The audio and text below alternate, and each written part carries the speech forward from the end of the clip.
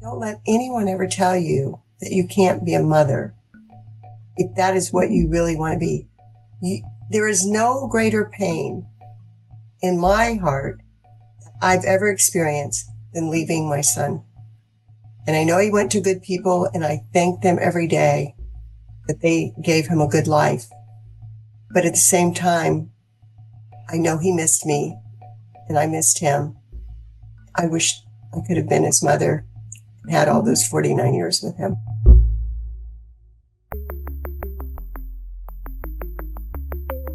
Who am I? Who am I? Who am I? Who am I? Who am I? Who am I? Who am I? This is Who Am I, Really? A podcast about adoptees that have located and connected with their biological family members. I'm Damon Davis, and I want to welcome you to a special edition of Who Am I Really? I am an adoptee in reunion with my birth parents separately, but one of the things that I think is incredibly important in telling adoptee stories on Who Am I Really is acknowledging the birth mothers' stories that brought all of us to the lives that we have today. So what we have is a special presentation for Birth Mothers Day.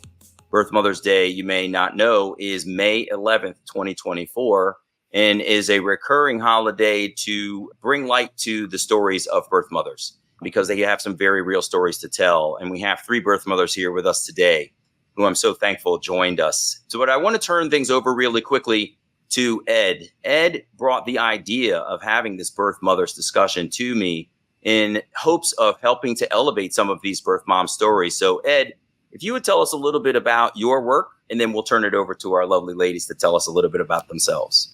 Sure, Damon, thank you so much for hosting this conversation. It's great. It's good to talk to you again. I wrote a book called The Gift Best Given, which was published in 2020, and yours was the first podcast that I appeared on. So this is like old home week. The Gift Best Given began very much as being about me and my search for the identity of my birth mother, and then the surprising discoveries that I made as I searched. But during the process of writing, I developed a very profound appreciation for the strength that must have taken her to make the decision to relinquish me. And then after that, I started to wonder about what she experienced emotionally afterwards. I'm now working on a follow-up to The Gift Best Given, and I hope to see that published by the end of the year. And it records not only my birth mother's travels after she surrendered me, and you might recall she was a celebrity performer in the big ice skating shows back in the 1940s and 1950s. But it also explores her emotional journey in what does a woman who gives up her baby after carrying him or her for 9 months experience. By the time I learned the identity of my birth mother, she was deceased, so I couldn't question her about the experience. And I began reaching out to interview other women who had relinquished a son or a daughter during the baby scoop era. And I was very fortunate, and I found so many who were open and generous in sharing their stories with me. And I should probably say very brave in sharing their stories with me. And what I found is the details of how each one of them arrived in the place where they had to give up their child differed. But I typically heard them express the same emotions about the time after relinquishment over and over and over again. We talk a lot about the role of the adoptee in the adoption constellation, but with Birth Mothers Day approaching, I thought this would be a good time to discuss birth mother experiences. Laura and Sarah have been kind enough to speak with me in the past. Yvonne is here, and I'm sure that each one of them can bring a great deal to the conversation today. So I thank you for hosting, and I thank the ladies for being here. Absolutely. So without further ado, ladies, we are here for you. So I'm going to start in this order as you appear on my screen. If you would introduce yourselves, Yvonne, go first. Sarah, if you'll follow, and then Laura, if you'll bring us home, please. So Yvonne, go ahead. Very good. Thank you, Ed, for that. And I'm really interested in knowing that adoptees do want to know about the stories of birth moms. Thank you again for the statement. Yvonne Rivers, I do host a podcast as, I'm about to say, who am I really? No, Birth Moms Real Talk. And Again, 1973, just paint the picture. 1973, I placed my son in adoption, come from a dysfunctional family, didn't really have support. The only reason. And knew that was the toughest thing and hardest thing I've ever done in my life. And I've done some hard things with that. But the but comes in, or I should really say, and I never stopped loving my son. Never stopped. Did not see him. I heard him, but did not see him.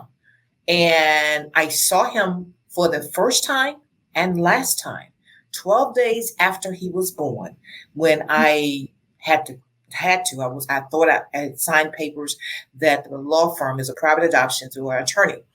And I went to maternity ward, dressed him, and I had this yellow plaid blanket. He doesn't remember that. So I was hoping he knew where that blanket was. And I saw him for the first time and the last time within that 15 minutes of time. And I etched his face in my mind. And I held on to that for 45 years. And we met for the first time in 2018. We've been in reunion for the past 6 years. It's been a journey. I wouldn't trade it. It's been a roller coaster. It's thrown me off. It's run me over, but I'll do it all again. Thank you for that. Sarah, would you please? Mm-hmm. My baby was born in October of 1964, back in the day and I came from, I told you, I came from Garrett Park, which was a very small community. Everybody knew everybody, and everybody was up in everybody's business. But my neighbors and the people who knew kept it very quiet for me, which I was very appreciative of. I went to the Florence Crittenton home down at the border of D.C. and Maryland, down MacArthur Boulevard. And they actually set it up for me to go with a family who was going to Maine for the summer, so that I would just have gone away as an au pair, as far as anybody knew. And I was very grateful to those people. Anyway, bottom line was I ended up having my baby, and I thought I couldn't do anything else for him, but I could at least get him christened. Even though I'm not a churchgoer, I just felt that would give him a little boost up, and so I did that. And then I gave him up for adoption when he was 8 days old. Fortunately, the woman who was my social worker, she happened to go by on her way to work every day. She would go by Garrett Park, the one road in and out of Garrett Park, and she would stop where I was waiting for the bus to go to work. She would stop and give me an update on my son. Wow. And she didn't have to do that. And it really was very special to me that she would do that. She told me that he was a redhead. I was a redhead. She told me that the people who were fostering him until 6 months, which in Maryland was, you had 6 months to change your mind, that the people who were fostering him really wished that they could adopt him because he was such a good baby. I had required that they make sure that both parents were educated, that they both had college degrees, so that he'd have a better chance of having a good life. Who knows whether that would work or not. Anyway, that's the nutshell of my story. Thank you. Laura, how about you? I'm a birth mother. I gave birth to a son when I was 17 years old. We were in New Orleans, an unwed mother's home there. When I got pregnant, my family was horrified. They rushed me to an unwed mother's home, put me away, my mother said she would take care of the child. I could bring it back with me. It was almost like I was coerced into going there. And of course, once I got there, my father told me, no, you're not going to keep this child. You're too young and you can't let your mother raise him. She was already having issues with all of us kids. I had 3 younger brothers. Long story short, I gave birth to my son and I was told to never look for him. Everything was such a secret at the unwed mother's home. They wanted us to change our names. We couldn't mail anything to anyone. It was like we were criminals and we'd done the worst thing in the world. We were bad. In reality, we weren't bad girls. We were just girls. And so I went on with my life. and moved to California within a year and a half. It was like the summer of love in 1967, but I didn't experience that at all. I experienced a totally different type of life at that time. I was so full of grief and anger and sadness for what had happened to me. And for 49 years, I kept that secret inside of me. Never told my other children. I didn't tell my friends in California because, of course, I came here creating a whole different life for myself. And I look back now and I realize I was so ashamed of that girl and what had happened because I loved that child. I wanted that child so badly. And I felt like I had done the worst thing in the world by leaving him and by not fighting harder to keep him. I was just a kid, though, when I look back and realized that. But all those years, and he did reunite with me. And 20, it's just the best thing that ever happened. We had a beautiful reunion. And that lasted for 4.5 years. And 3 years ago, my son took his life. Oh. And that was losing him a second and final time. And since then, I've learned so much from adoptees.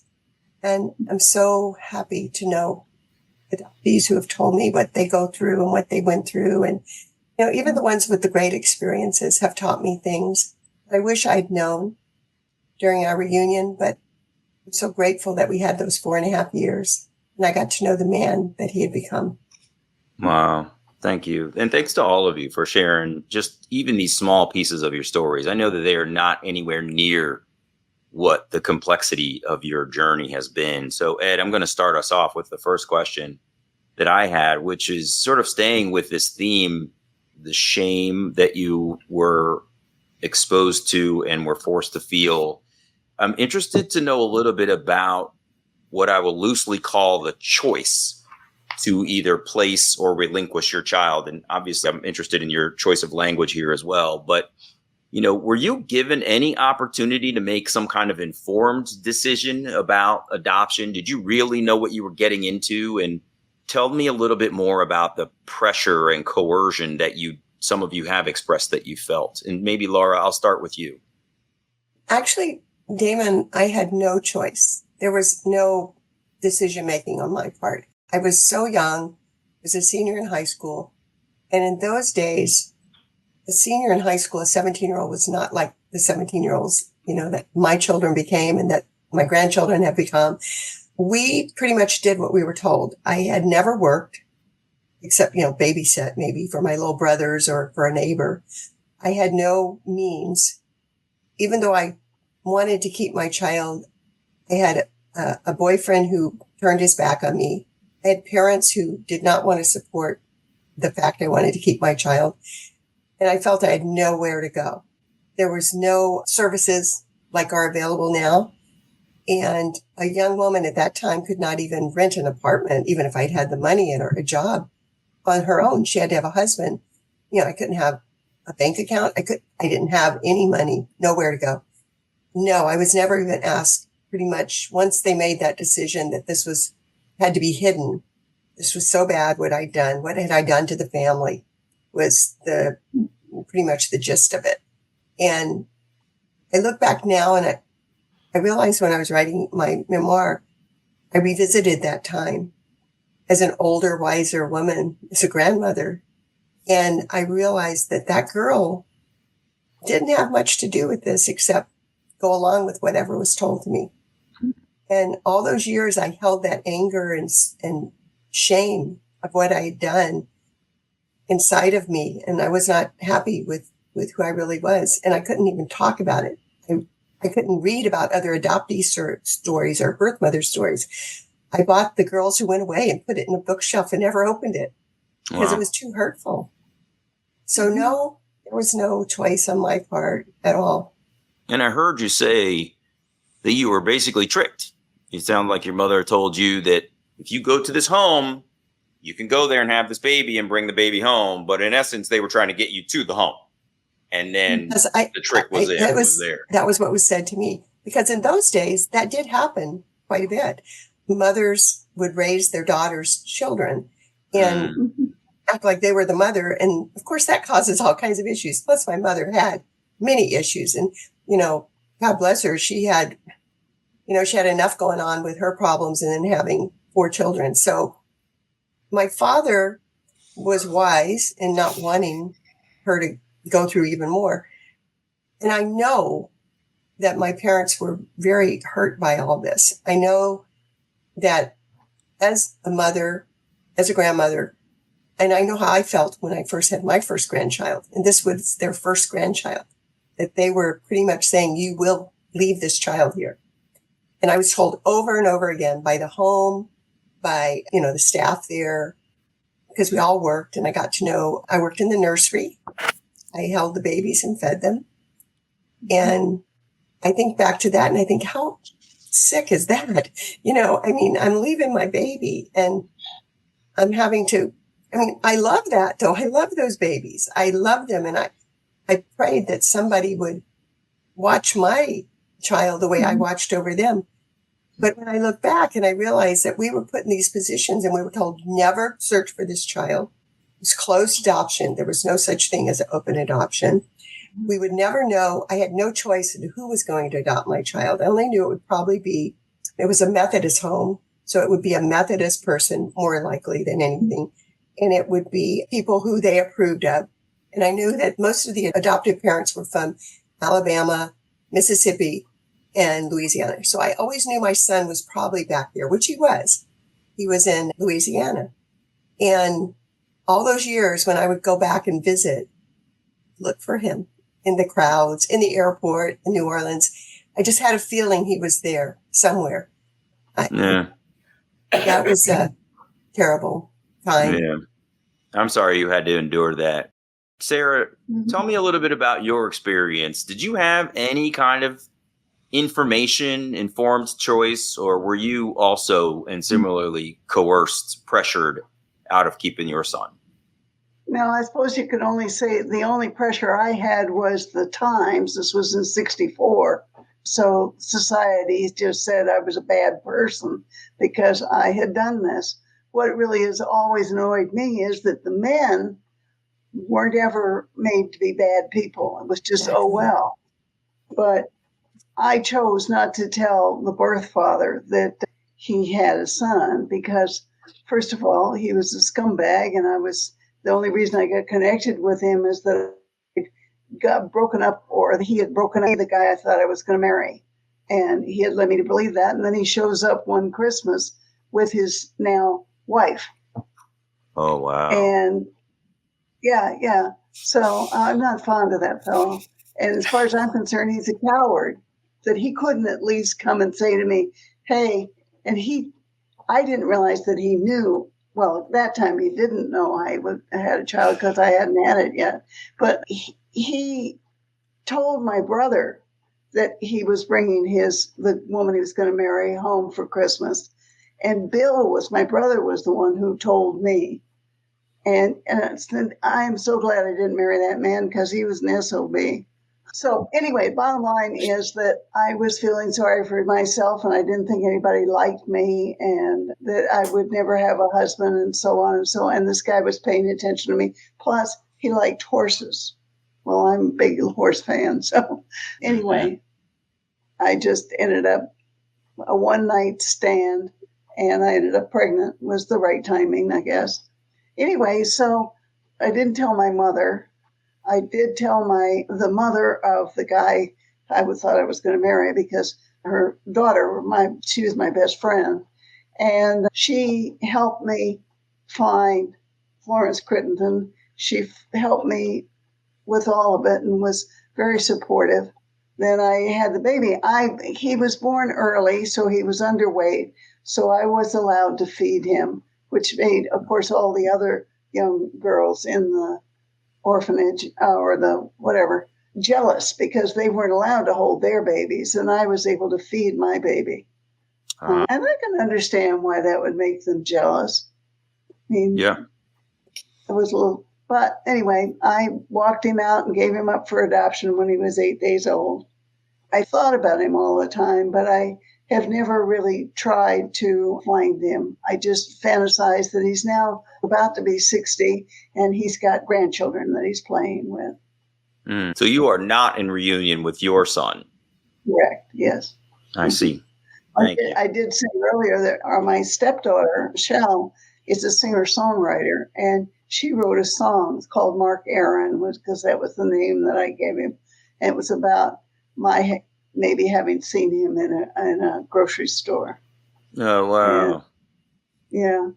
So and she says every time she sings that song, somebody will come up to her and say, "Boy, I'm adopted.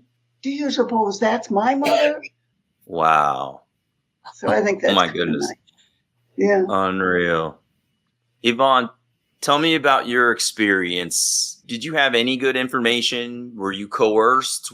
Did you make the decision on your own? Tell me about your situation, please. I was looking for choices. And what I mean by that, when I found out that I was pregnant, I went to first my mother and then my father and says, "I'm pregnant." And I got no response. When I say no response, I mean, like, I'm looking at all four of you now. It's like I say something to you and you just don't respond. You just look me. And that's what I got. So I had to figure all this out myself. It's like, okay, I had a mentor in my life who'd been my mentor since I was like 16 years old. I was pre-med, headed to medical school, and he was my doctor and whatever. So I went to him because when I found out, because I really went to him and he told me I was pregnant, and his first question, "What are you going to do?" "I don't know. Let me talk to my parents." And got no response. Went back to him and says, "I didn't get a response, but let me try one more time." And really, the choices I was looking for, number one, was to get support from my family to, number one, be able to stay in the house, be able just to stay in the house and have my baby and raise my baby, and got no even commitment or whatever that I could stay there. So it was like the choices. I was looking for choices. I didn't get it. I didn't have a choice. I knew that, number one, I just really finished all my coursework at my university and would be getting my degree like 6 months later, and did not have a job, would be getting a job. So when we talk about it, I heard someone say about 6 months or whatever, 6 months would have made the difference for me. It would have made a difference for me because I would have been able to getting a job after my degree and take care of my son. So with my mentor, who was also my doctor, and he says to me that he knew of a family who had been trying to have a child for a number of years and had not. And he's like I say, known me since I was 16. He said, they'll give your child a good home. And so I went that direction. I said and came back and told my parents, I was like, I was talking, keeping them up to date, still not getting a response. I'm going to have my child. I don't think I even said I was placing for adoption. And then for his state went back into the house. So I was in the house, no unwed mother home. Remember now, the 1970s, and in case you don't know, I'm Black. All right. And so there were no admittance into birth mother's home. I just, out of 5 years in high school, desegregation, 1964, Civil Rights Act, whatever. So a lot of things were not available to me. And so that being said, I stayed at home through the whole pregnancy, went to the hospital, had my child. No one visited me. No one even asked, "Do I have a boy or girl?" I came back home and announced, "I have a son. I have a son." So I always acknowledged I had the son. Mm-hmm. Nothing was ever said or asked or whatever. My parents are passed for a number of years. My oldest brother passed away 2 years ago.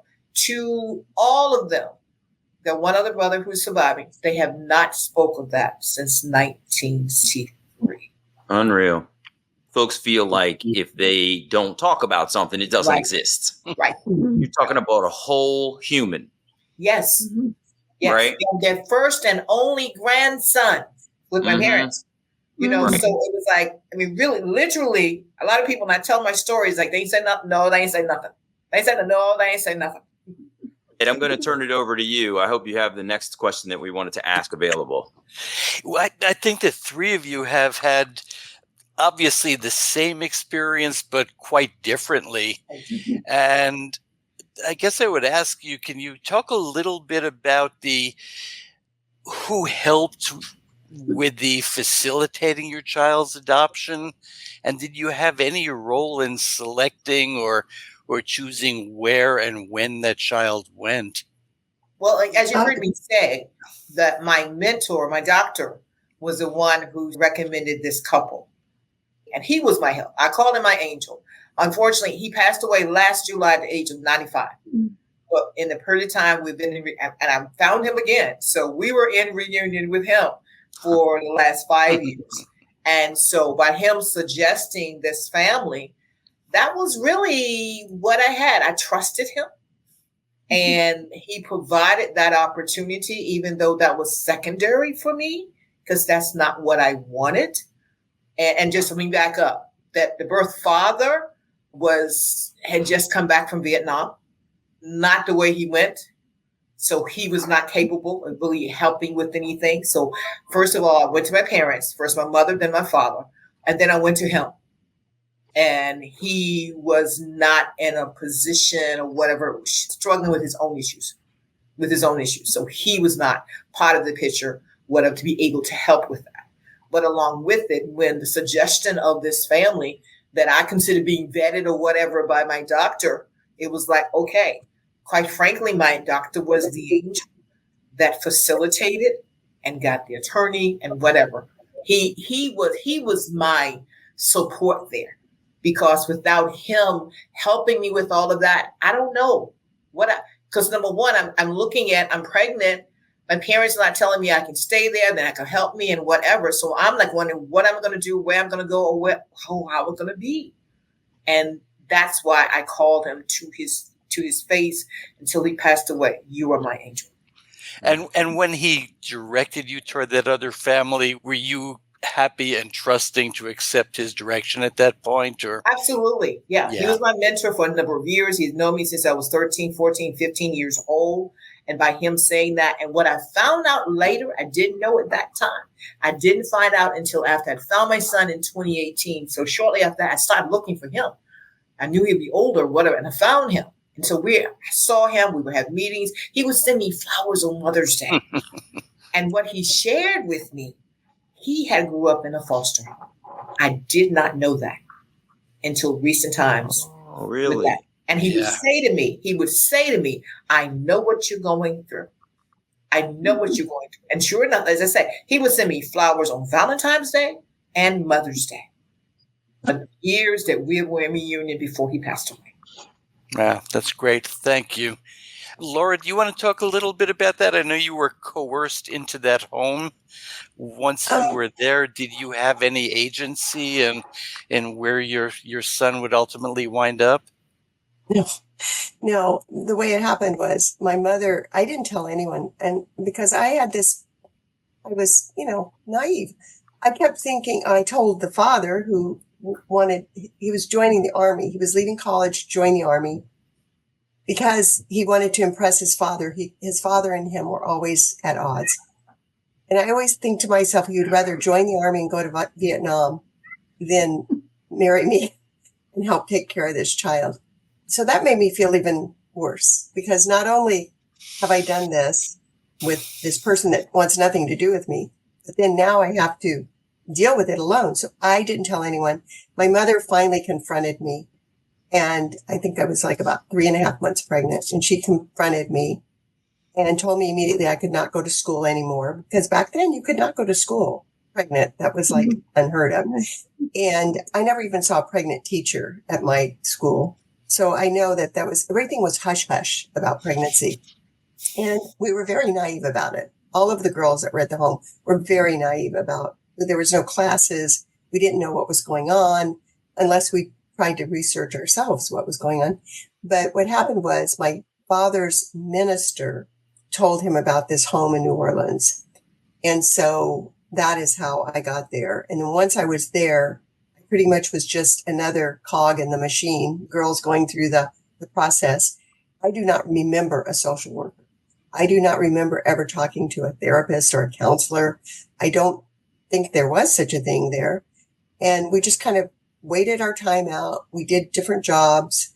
Like I said, working in the nursery actually was one of the better jobs. So I was happy I had that job. But the point was I was never allowed to even question what kind of family my son would go to. I do remember being told by the lady who admitted us what a wonderful thing I was doing, because by that time I was hysterical because I realized here I am being, put in this place. And she said, I'm doing a wonderful thing because they were going to put this child with a Christian family and they were going to be good people. And all I could think of was we were good people. Our family, we were not bad people. I was not a bad person. And it was like an insulting thing to say, we're taking this child and putting it in a much better place than, and that's how I perceived it as a young woman. Yeah, so no, there was no choice there at all. And nobody ever, the records were sealed up until I think it was like 2 years ago. And you don't know what happened to your child. Your child doesn't know who you are. And you are connected. I don't care what anyone says. There is that connection. And to be told you'll forget this. How can you tell a woman who's going to give birth that you'll forget this? I saw my son 3 times after he was born. And the third time I snuck over to the home with my brother driving me. He was 16 and he drove me over to New Orleans. It was a 2-hour drive. I knew my parents would be furious if they knew. I was lucky I'd worked in the nursery because the nurse who I worked with was on duty. It was a Sunday afternoon. She allowed me to hold my son. It was the most incredible thing. I remember it to this day. And when I left, something inside of me changed. And I realized he was 3 weeks old. And I realized that this would be the last time I'd probably ever see him. And I took his little birth card off of the bassinet and put it in my pocket. Kept it all those years. I would take it out on his birthday. I had this little ritual I did privately. My husband knew, thank God my husband knew, because when he found me, that would have been a huge surprise to my husband.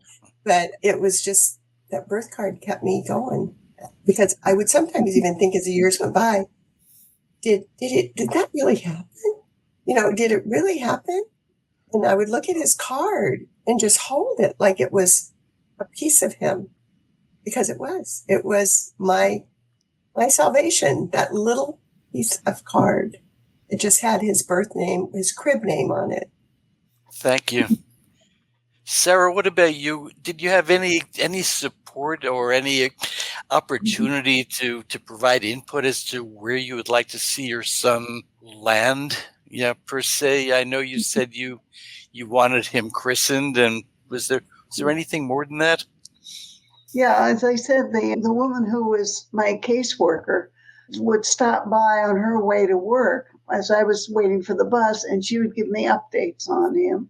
I was able to say that I wanted him to go to a family that had both parents had gone to college. And yeah, I was able to give quite a bit of input into where Mark went. But it doesn't make it any easier. I mean, and I have had no contact with him. So he just disappeared from my life. But I also had support in the neighborhood because I'm sure there were a number of people who knew that I was pregnant and that was why I'd gone off as an au pair to Maine for the summer, that kind of thing. They just very politely didn't say anything. But when I went into the Peace Corps when I was in my late 20s, and they sent a couple of FBI guys around the neighborhood, and they went up to one woman and asked her if they knew anything about my sex life. And the woman looked at them and said, I don't know my children. I should know my neighbor. And then they went to another neighbor, and the other neighbor said, out, you get out of my house right now. And that was it. So I had a lot of support in my neighborhood. Well, that was great. You're very fortunate, I think. Very, yes. Unreal. But I do miss him. Sarah, could I ask you, you said your stepdaughter has written a song about him, and I guess it maybe that answers the question. How frequently do you think back and think about him? It's been all these years, you've had no contact whatsoever, but how often does that reminder raise up to you? I don't know, about once a month or so, he'll surface up into my mind. Yeah. But And what kind of things trigger those thoughts? A father with his child, or a mother with his son, something like that. Now, I grew up. My father was killed in the Second World War, so I grew up in a household without a father figure. Although my mother's brother would try to fill in the void, but he was an army officer, and so he wasn't around that often. So anyway, my mother, I thought she would just be hysterical. And I told her the news, and I said, I need you to sit down while I tell you this news. Now, I was older than you two ladies. I was in my 20s. So I had a little more grown-up stability than you did. And I sat her down, and I said, I'm pregnant. And she said, oh, my God. She said, you always tell me that you got something serious to say, and it's not serious. And that. But that was it. And then she said, okay, now we have to go and get pregnancy clothes and stuff like that, and just went on from there. So she was very supportive. She used to come pick me up from the facility on the weekends and take me for a country drive. Wow. So again, she was very supportive. Yvonne, could I ask the same thing? You went for 40 odd years without any contact with your son. How frequently did his face come up in your dreams? Can I tell you something there? I think about him every day up to this day. Up to this day. It's a picture of him and I here on my desk. I think of him one way or another every day of my life. Whether it's I see the picture and I think back to the day we took the picture. He's got kids now and know whatever the season is. His son plays football. So I'll think of, okay, does he have camp? Is he playing football or whatever else? He's in business just like I am. He does the same thing or whatever. So it's one form or another every day of my life since October 11th, 1973. Thank you, Laura. I think of my son every day. I always have. And one thing that really touched me and made me aware of what adoptees go through is I did a podcast about a year before my book was published, and it was about family secrets. And I'd never done a podcast. It was Danny Shapiro. Mm-hmm. And when I did that podcast, I didn't even know much about podcasts. It was like in 2019.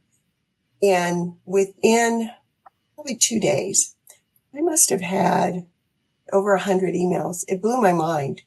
It came through my very new website, which I just had created. And the question that I was asked over and over was, is it true you thought of your child every day? And it made me think, oh my God, I never thought he was thinking about me. I always thought, here I am thinking about him. And once we did reunite, he said to me, I didn't really want to find you because I really didn't have a need to find you. And it hurt my feelings at first, but I just swallowed it and thought, it's okay. We found each other. That's all that matters now. As time went on, we became very honest with each other and we didn't walk on eggshells anymore.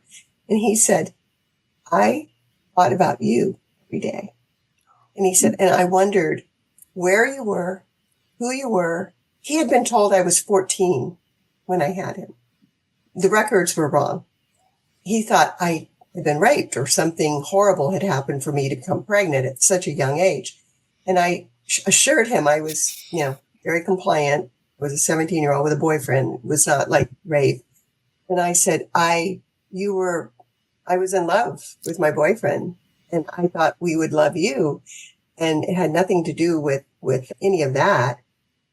I never had a hard feeling towards you, even if that had been the case. You were my child. I was still a child, but you were my child. I loved you from the beginning. And I did think of you every day. I would wake up just like I think of my other sons every day. And he was my secret son, is who he was. It touched me to learn, because here I was so naive about that side of the story. I only thought about my side of the story and how hurt I was and how damaged I was over this. I had no self-esteem after that happened. I went from a normal teenager with good grades and a great high school experience. And all of a sudden I felt like I was less than everyone else. And that is the feeling that I carried for many years. And so I thought, this is what's happening to me. And then to learn that that was happening to him and other people who had been adopted, whether they had a good experience or not. They wondered, who was this woman who gave birth to me and why did she leave me? Yeah. Laura, you queued up exactly what I wanted to get to next, which is the recovery of a birth mother.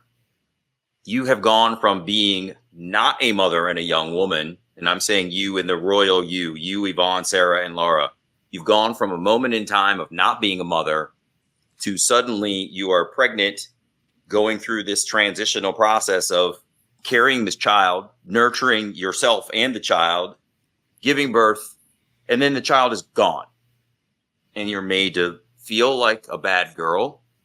You've been coerced and put under pressure. You've had no information about where this child is going. I mean, I can't even imagine the mental anguish, let alone the physical changes that a woman's body goes through in order to bring a child into the world. I'm curious from each of you, if you would tell me a little bit about what your recovery was like, because Laura, as you've started to say, there was a lot of mental anguish. And I would love would you mind just elaborating a little bit on that for us, please? Oh, not at all. What happened was my parents, just like Yvonne, my parents would not talk to me about it.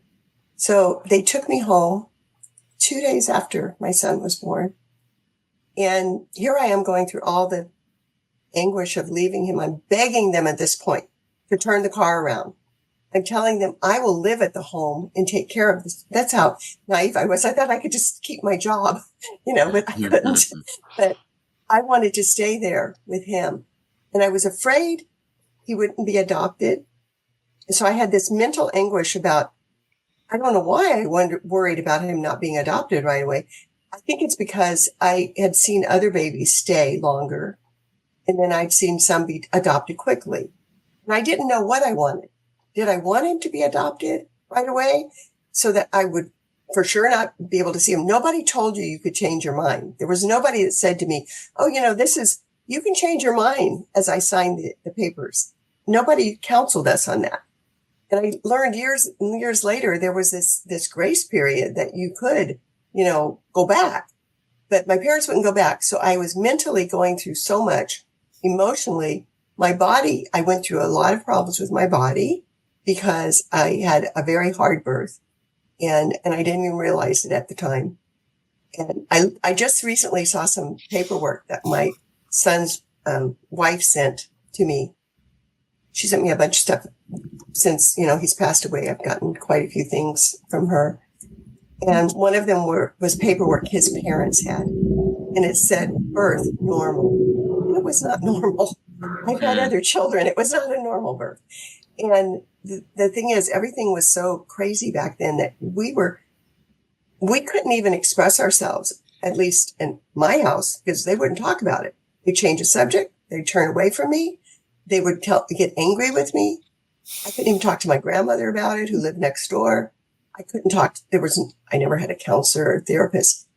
And so I was going through physical, mental, and emotional problems that I had to work out on my own, which I think that was very typical at that time. Even though I went on to have really good things happen in my life, I had a lot of hard things too, but nothing as hard as that. Like Yvonne said, that is up there with the most traumatic, horrible thing that I ever had to live through. And it's right up there again after losing him a second time. But I had to push through that by myself. And I think so many of us young women did back then, that we could either just let it define us forever or just kind of shove it down inside.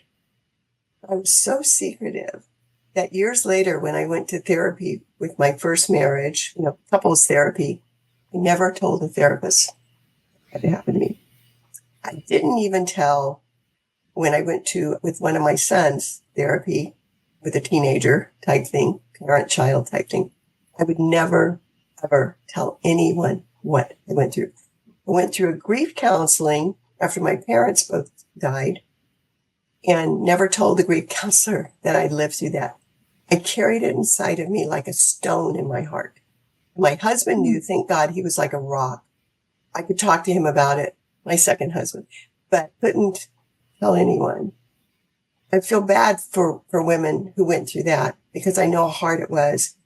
Once my son discovered me, I went immediately from holding that down to wanting to say to the world, I have a son and he's found me. And I was so overjoyed. I was manic about it. It was like, this son, he's here with me now. And it was a beautiful, beautiful thing because I realized how much it had hurt me and it affected me all my life. What happened to the stone in your heart when you found him? Oh, it was lifted. It was, I can't even put it into words. I'm a writer. I'm supposed to be able to tell you, but it was the most glorious feeling. You know what it felt like? It felt like when you bring your baby home. I felt this with all of my sons. I mean, it's like you bring that baby home and you hold him, you count his little fingers and toes, and you feel like, this is my son. My child is part of me. He's, I created him inside of me. It's just, there's nothing like that feeling. There's nothing like that feeling. And I felt it again. But here was the greatest part. He was a grown man. He was a middle-aged, he's 49 years old. I got to see what happened. Here's what happened to that son. He was so much like me. In all those years, I thought he was like his father. I would visualize a blonde-haired man with blue eyes come, driving up to my parents' house. I always had this fantasy. And he would ask for me at the door. Then my fantasy went away. And I remember when Katrina hit, my parents lost their home. They lost everything on the Gulf Coast. And I remember thinking one of the first things I thought was, well, he'll never drive up to that house because that house is gone, and I thought, well, maybe this means I'll never find him. But in actuality, he looked like me. And he was the one who found me on the internet. Who could have ever dreamed of such a thing in 1967? Yeah, right. Wow. Yeah. Sarah, how about for you? Tell me about your recovery in the aftermath, both mentally and physically. What were some of your challenges and how did you overcome them? Okay. As I said, compared to the other two ladies, in a way, I was supported all along. As far as physically, because I've always been slim and always been athletic. And Mark was born underweight and a month early. So I really didn't have much pregnancy fat to lose. But I did start out by doing my exercises every day. Even when I was still in the facility, so I could wear my favorite dress home. And that, I suppose, was in a way because people then wouldn't know. I'm sure most of Garrett Park knew that I'd had a baby, but they just were being very polite and not making any mention of it. As like Laura and Yvonne, I've missed my son all these years, and I've made up stories about what he's doing, like envisioning him now with his grandchildren, and that he's had a good career, whatever he did. I'm a writer like Laura, and I've got a lot of writers in my family.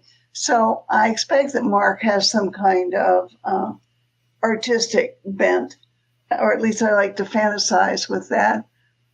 And he may also be athletic because a lot of people in my family were athletic. I finally, thanks to my husband, have gotten over the fact that I'm a bad girl. How did he help you with that? Because he supported me. He just always just said that I'm a good person. And when and my stepchildren all say I'm a good person. I mean, after they got out of their teenage years, and then nobody's a good person. But you said your husband finally helped you. How long did that take? That's a hard question to ask. I'm almost 83. So from the time I think I was 24 when I got pregnant. That's a long time that you just go about your life. And when I met Dale and he announced that he had 4 children, I thought, well, you know what? that's a good thing because I always wanted to have children. And somehow I think it helped me a lot that I had 4 wounded stepchildren to take care of. And Yvonne, how about for you? What was your mental and physical recovery like? Because if I recall correctly, you said you were taken to the hospital. Nobody came to see you. I drove Nobody wanted to talk myself about to it. the hospital. I drove myself. That's to right. the You did say you drove yourself to the drove hospital. myself to the hospital. No one came to visit. They came to pick the car up at the emergency room. And recovery, let me preface this too. Even before becoming pregnant with my son, I knew I was in a dysfunctional family and that not being validated was there probably since the time I was 10 or 11. And so I recognized that. I didn't have the word for it. I didn't know what it was, but I just knew this is not right. And so it was nothing new that my family abandoned or wasn't speaking. That was just the norm. And so when I went to my parents and he didn't really respond, and so my recovery after leaving the hospital, as I say, that day, really turning him over to a stranger from a law firm. And if you call this, Damon, is that I knew I wanted my son to know who I was and why. Because I knew whatever of him knowing and understanding too, what my doctor being personal, knowing me and being my doctor, but only so much he could share. So like he shared for us who the family was, not who the family was, but it was a family he would want it. So I trusted him likewise. And I say, and I think I said it in the podcast you recorded, Damon, is that during the signing of the papers in the law firm, probably about 2 weeks after he was born. And I'll make this note. I left the hospital not only just without my son, I left the hospital without any record that he was even born. Wow. I never had his certificate. Closed adoption, state of Virginia. I testified in General Assembly this year, trying to open these birth certificates. I have no record that I had him. And so knowing that I wanted him to know the story, And I say, back in the day there, they had phone books. So while I'm in that law firm, that a paralegal, and I call it was a guy thing, nothing but a guy thing. Paralegal leaves the office, leaves that conference room, and there's a yellow envelope on the table, and it had a last name. That name was etched in my mind. I just remembered that. And so I after coming home, back to the family's home and working on a farm, so that's what I came back to. And I looked in the phone book and wrote a letter to every person with that last name. It just explaining who I was, and I had placed my son, and I want you to let him know that I loved him. It wasn't because I didn't want him and whatever, and I had put the phone number of my parents' house. And the adoptive mom called me within 30 days, the mother called. And the first thing she asked was, do you want him back? And I said, I wish I could. I simply wrote that to let you know the circumstance. And I want you to share it with him, please, to let him know he was loved. He was not abandoned or whatever. Unfortunately, they didn't tell him. Really? He found out he was adopted when he was 13 years old. They end up having 2 other biological sons after they adopted him. And apparently they're just, I guess his kids was looking up on the bed or whatever. He found this piece of paper that had my full name on it. He went to his parents and says, well, what is this? Because I didn't name my son. It was Baby Boy Rivers. So he saw this. And obviously maybe he had his birthday on it. So he knew it was related to him. Went to his parents and said, well, what is this? You are adopted. Those 3 words. That he related all this to me after we met each other in reunion. I said, did he ever say anything else? Never spoke of it. Never gave him any information. So what was your time after his birth like? You've signed these papers, legally signing him over to other parents. You've taken the steps to actually remember this name you've seen at the law office, etch it in your mind, write letters to everybody in the phone book, and you have spoken with this person. And you have gotten off your chest what you needed to say. Yes. I want you to tell him he was loved, he was not abandoned. Yes. But you still are a young woman. Yeah. Less than 30 days out from this pregnancy that you just delivered, and you've now lived a full life. Tell me, what was the recovery like in the aftermath, physically, mentally? What did you go through in these? Let's talk about physically, because I think a lot of times it's not even addressed. Number one, by my mom not being verbal. She'd be in the room, you wouldn't know she's there. I didn't know what was happening to my body, because it was like when I drove myself. First, my older brother took me to the hospital. Said, I think I'm in labor. I don't really know. So the first time he went there, I said it wasn't time. So he left the house after he brought me back home. So when the pains really did start, that's when I had to drive myself. And so here I am, number one, recovering from birth, from having a birth, and I never had other children. Got married, but never had 2 other miscarriages, never had other children. And so, number one, the recovery physically, then mentally, that was October of 1973. So here I was, I finished my coursework. So here I am back at home, knowing that I'm going to finish the next May and get my degree and really be looking for work to get out of that house. Because that was the whole thing. Even back in high school, I knew I had to get away even before coming pregnant, because that environment I knew I had to get out of that. So likewise, as soon as I could, got my own place. So that's why I make the statement that 6 months, if my parents had said, well, you got 6 months, you can stay here, my son would not been adopted. Would have not.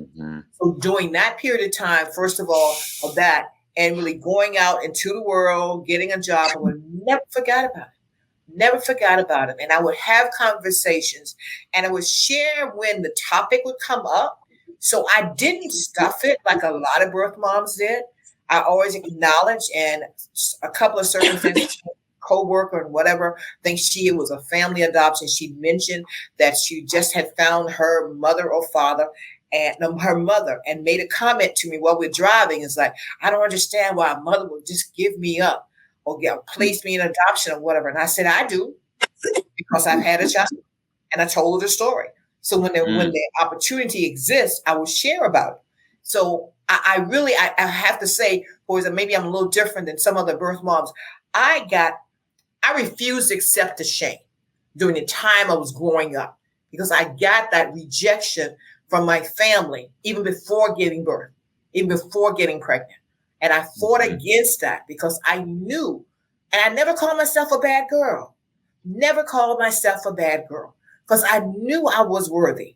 Because what I said in that letter, I said for is the fact, talked about the birth father. He'd just come back from Vietnam. He was really struggling himself. He wasn't able to help. I finished college in 3 years, pre-med, accepted to medical school. So I'm like going, and this is what I put in the letter to let the adopted parents know, I'm not just some floozy over here. I'm not just one night stand or whatever. This is who I am. And along with it, when I said that, because my son has my DNA. So I'm like speaking existence to who he is. And the beauty of all this reunion the past 6 years, he is so much like me, so much like me. We last had a conversation probably about a month ago. And I get a little deep at time. One thing he brought up, Mark Twain, he says to me, he said, the 2 most important days of your life is the day you're born and the day you realize why. That's our conversation, because recognizing his birthday as an adoptee is thoughts about his birth. And I tell him his birthday is my Mother's Day, because the day he was born was the day I became a mother. Yeah, and that's so really I wonderful. parent with him, open, honest, and let him know that birth bond we had nearly 51 years ago, that's still there. He is of my DNA. He will say that. I am of your DNA. It's like getting to know one another. Yeah, I guess the question is, what progress have we made over the years? All of you, myself included, Damon included, are, we're not out of the 1990s or out of the 40s and 60s and 70s. And to what degree have social attitudes been, I guess, influenced by, those old baby scoop era perceptions, and to what degree have they changed? Not much, if you ask me. And I say that because you heard me mention about Virginia. My son was born in Virginia, and Virginia is still a closed state. I testified in front of the Senate and the General Assembly virtually to open up the birth certificate. It got further this year than it ever has. It got out of committee and got to the Senate, passed the House, and then went to the Senate. And I'm testifying, and a senator says to me, well, children born out of wedlock are illegitimate. If I could have come through that computer, I would have come through that computer. Oh my God. Because that's societal. This is 2024. Goes so back to the shame and the secrecy again. Yep. Yeah, It's also stigma and bias, though, right? This is the perception of somebody else because of what he learned, what he has perpetuated, and therefore just holds on to without giving any kind of true consideration to what a human life is, regardless of whether it was conceived in marriage or outside, still a person. Yes. Still from two people. Like it's, I'm sorry, Sarah, you were going to say something. The first thing I was going to say was that because now we've gotten rid of Roe v. Wade and we're getting all these states, they're going back to before Roe v. Wade, as far as I can see in these states. There is a good chance that the stigma of having a child out of wedlock will come back, at least in my view. And I just find that reprehensible. But the other thing is that I don't know whether they do it now, but back when I gave Mark up for adoption, I don't remember being asked about health issues that the child might inherit and never know about, and all of a sudden have a heart attack or come out with diabetes or whatever. And I think it's very important that we make sure that the people involved in giving up children let the adoptive parents know about the health issues. Laura, how about you? I agree with Yvonne. I don't think it's changed as much as I thought it had. The more I've gotten involved with different organizations, like last year I was at the Cub retreat, and I heard so many young birth mothers who had been treated badly because they were pregnant. I mean, these are young women. They're in their 20s. This is happening now. Yes. Who were coerced and told they weren't good enough, in so many words, to be a mother right now, that their child should be given to a family. They were told a lot of the same things I was told. I was in shock. I'm not saying there should not be adoption, because I know there's a place for adoption. But I feel like women still aren't being given the choice that they need to be able to say, this is what I want, and to have organizations that will help them. And there are some now, thank goodness, there aren't enough, but there are some that if a woman wants to be a mother, she should be allowed to be a mother. I believe women should be allowed to make that choice themselves. And I do agree with Sarah too, that we're going backwards in some ways. I've never had an abortion, but I feel like if a woman wants to have an abortion, she has that right to make that decision. And if we're going to take away that, if we're going to take away birth control, and that could be the next step, that is so, to me, that is so archaic. I know what it feels like to not have a choice. I know what it did to me, and I know what it did to my son. At the same time, it's very complicated because I did go on to have my other sons who, God forbid, I can't imagine not having them. It changed the direction of my life, having that child and not being able to take care of him. I married the wrong person because I, like Sarah, thought I was damaged, that nobody wanted me. And along comes the wrong person looking for love in the wrong places. And I'm looking for love in the wrong places. So we end up together and have these 3 beautiful sons in a terrible marriage. Thankfully, I got to keep the sons because he disappears, and went on to meet the love of my life, who had 2 children, and together we raised 5. So I've had a really good life. And I know the direction would have been different. I probably would have stayed in Mississippi if I had been able to keep my son. I'm sure I probably would have still been there right now and had a totally different life. So it's very complicated, but at the same time, I know I was a good mother because only 15 months later, I had my second son and I was a good mother to him, and I was not that much older. So I feel like women deserve that chance. And I don't think that the changes are what I thought they were before once I started talking to other birth mothers. Once I opened up and they, told me their feelings, and then we start talking about how we didn't have a choice. And then I meet these young birth mothers last October, and I'm thinking I thought that world was gone, and it's not. And I felt bad for them. You're hearing the same that should things. Change. You're hearing the same things that you heard 50 odd years ago, still today in the same form. It is really disheartening. And adding to that, some of the opposition of opening up the OBCs is actually what's said back to societal, is that birth moms never wanted to meet their children. I never signed anything that said that. They decided, and I use they, whoever they is, they decided, of course, with the shame or whatever, you wouldn't dare want. No, you lied. I never said that. And they've put that on birth moms of why they've got these closed records and they don't want to open them, because one senator even said, well, what happened if we open them up and then actually an adoptee want to meet the mom and then it's open and then the mom will sue the state. It's like you're looking for litigation. And I will make this statement. I'll stand on this statement. Whether an adoptee searches or not, and this is a question to you, Damon, you and Ed, whether they search or not, sometimes, most of the time, I won't say 100%, most of the time, that adoptee thinks of their birth parents.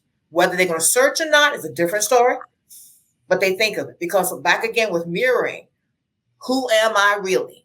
When you look in the mirror, who do I look like? Yeah. You're looking for some sense of where did this come from? Where did that come from? To me, that's a natural thing. Ed, what's your reply there in terms of us thinking about our birth parents? Well, I've always been the one to say I did not every day think about who my mother might have been. I can tell you very honestly, I virtually never thought of who my dad might have been. And when all the searching went on, I found out my dad probably never knew that he had a son. So that was all right. But I did think of her, and I think also when it came time to finally search, as late as it was, I really sat down and thought, now, how do I go in and approach this woman if I found her alive? And when I didn't, I guess, I was terribly disappointed, because really my desire to meet my birth mother was to tell her she had done a good thing and that everything she wanted for me, she got back 110%. And yes, sadly that didn't happen. But, having thought how I could delicately approach her, I just went storming through the door when I met my half brother, and his head is still spinning, thinking, Mama didn't tell me. And I know she would have, but that didn't happen. He's finally convinced that we are brothers. But that's incredible. I guess for me, similar to Ed, I didn't think about my birth mother early, but I think I can speak for a lot of adoptees in that doesn't mean that she wasn't on my mind. And what I mean by that is when you know that you're adopted, you can't really escape it. It's a thing you can't unsee, you can't unhear it. And I want to liken, I think, many adoptee experiences to what many birth mother experiences is. You push it down, right? If you're not ready to address it, you're going to go on with your life, and I will deal with that later, right? When things slow down, when I get more money to search, when I feel like I've got an opportunity to really dig into this, where am I emotionally? When you are able to get through some of those elements of your life, then you will start to dig in. And a lot of adoptees, they jump in and they go hard. But what I'm trying to tell you is that there's a lot of adoptees out there that I believe are also pushing down their adoption the same way that birth mothers feel they need to push down the fact that they have given birth and don't know where their child is. So I want to make sure you guys hear me clearly. Just because an adoptee says, I didn't think about you every day, doesn't mean we're not thinking about you. We're probably pushing it down in a way that we're not able to acknowledge until we're ready to acknowledge it. Do you see what I'm saying? Sure. So the other thing too is the converse of the birth mother experience is when you give birth to us, you are that much older than us. You have the cognitive ability to think back. I had that experience, right? Laura, you're able to sit there and look at that card and wonder, did that really happen to me? And you are able to have those memories, whereas the memories that we are often born into are the ones that come from everything we can remember after we were adopted, right? So we don't have that recollection of remember that day I was born and then I didn't get to see my birth mom again. You don't have that as an infant. And so it takes time for us to build up the cognitive recognition of what adoption actually means, that I was raised in this family, but I was actually born over here by these two people. There's some serious contemplation that has to come from a person in order to get to a place of recognizing what adoption is and then diving into trying to find. Just as I said that my son found out when he was 13. From 13, he was 42 when I found him. It took him 3 years from the time of me finding him. And I didn't know at this time, he knew who I was when I reached out on social media. But it took him 3 years to then call me back and says he was ready. That's right. There you go. This has been a wonderful conversation. I want to leave the final comments to you ladies. If you would, think about what advice you would give to any young woman who might hear your voice today, speaking to basically your younger self in her version. What would you say to her? Sarah, I'm going to start with you. What would you tell a younger woman today who finds herself pregnant and is considering adoption, or is being coerced into adoption, perhaps I should say? That's a hard question to answer. I think that what I would say, though, is if you're in a position financially and emotionally capable of raising a son or a daughter by yourself, then go for it. Keep the child. Otherwise, one of the reasons I gave my son up for adoption was that I wasn't ready, and I wasn't even through with college, and I didn't have the money to support a child. I thought he would be better off with a family who could support him and give him the love of music and other stuff that I love. That's what I would tell a pregnant girl now. And also, don't feel that you're evil. You got yourself into a situation that you got yourself into, but it does not make you evil. I love that. Laura, how about for you? I would tell a young woman who is pregnant and afraid to not be afraid. That if they really want to be a mother, they can be a mother. In this day and age, there are organizations that will help you, will support you, and help you find a job, finish your education. You just have to find those, and they are there. I met a few when I was at a couple of different events with different birth mother events.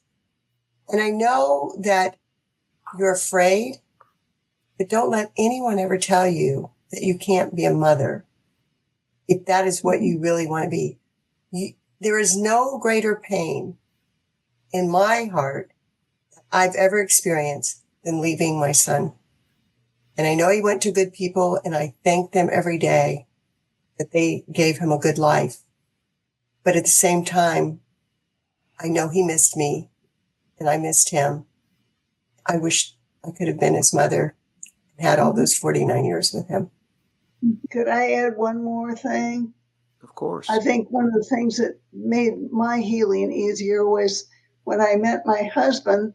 He said, I have 4 children. And I thought, hot damn, I've always wanted to have a family. So I was thrilled to have a family to raise. Mm-hmm. Yeah, that's amazing. Yvonne, how about for you? Number one, know your worth, even before you may become pregnant. And I stand on my faith. Whatever happens to you or with you or part of your life, that's meant to be. Call it divine destiny or whatever you choose to be. It's come for a reason.